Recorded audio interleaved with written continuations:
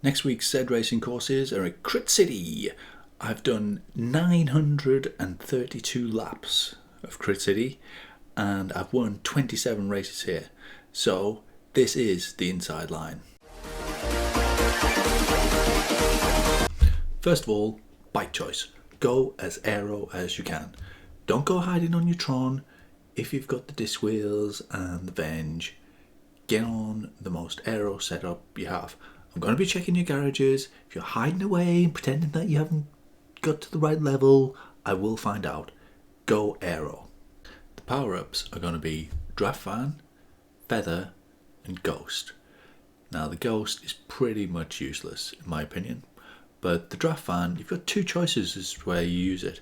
You can either use it on the steep bit on the cobbled climbs to take away the amount of time that you're in the red, or you can use it at the bottom of the descents over the rollers where it's most effective. So you get most draft when you're going fastest, so that's where it saves you most watts. But if you use it on the cobble climbs, you keep yourself going into the red too much. I personally prefer to use it on the cobble climbs, but I think it's really just a matter of style and taste. The Feather, pretty much on the first 7 laps, only use it on the cobbled climbs, and on the final lap, do keep it for the sprint. It can help you during the sprint. The race will be decided in the sprint more than likely, so if you can, save it for the sprint. The Ghost, the only two possible options are to save it for, or use it just as you're approaching the banner on the final lap and do a double drop. So use the Ghost, hope you get another Ghost and use that one immediately, and in that time you can build up a significant lead. People won't be expecting it there. That's a pretty audacious move. Let me know if you try it and it succeeds. It sets you up for a perfect long range attack. If you get the Feather as you're going through the banner, then you can use that on the cobble climbs. If you get the Draft Fan as you're going through, then you're pretty much all out of luck. The other option for the Ghost is to use it for a long range attack. Either at the bottom of the cobble climbs, hit it hard and get away from the group, or for a long sprint at the top of the rollers, but it's very hard to get away with there and I really don't advise it. Don't do it. This is John Buckman, great guy, great channel, go and check him out. And we're going to show the first and the last lap of his 12 lap race around the Downtown Dolphin direction, which is the direction that we'll be doing, but we've only got 8 laps. Now the first thing is, don't go off too hard. Now John does go off a bit hard here. You want to generally do about maybe 1.5 times your cat limit. So if you're a B, the cat limit is 3.2, you maybe want to do about 4.8 watts per kilogram. So John overdoes it here, but he's in a multi-cat race, and so it's kind of understandable.